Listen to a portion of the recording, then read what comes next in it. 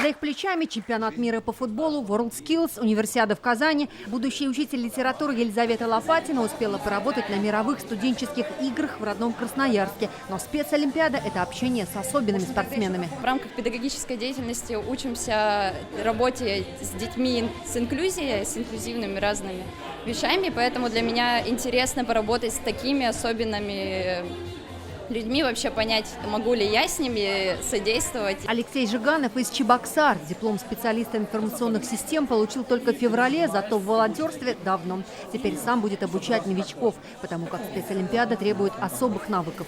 Такое волнительное ощущение, и самое главное – это успокоить волонтеров, донести, что это такие же люди, как мы, абсолютно такие же, их не стоит бояться. Желающих стать волонтерами специальной зимней олимпиады больше 4500, но возьмут лишь каждого второго.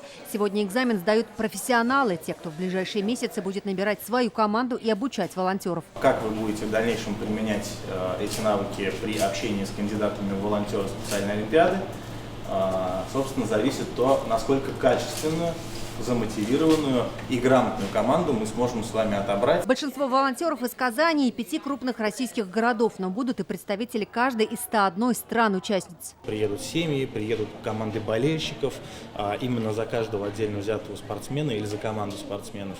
И каждый из этих людей фактически будет нашим клиентом, поэтому общий тренинг функциональный, после того, как волонтеры будут распределены по позициям, у нас более 40 функциональных направлений. Уже завтра часть из этих ребят, те, что из других городов, разъедутся по своим регионам, где уже с 1 июня смогут самостоятельно проводить подобные собеседования и отбирать волонтеров для специальной зимней олимпиады. Юлия Гоглева, Рамзиль Гарипов, ТНВ, Казань.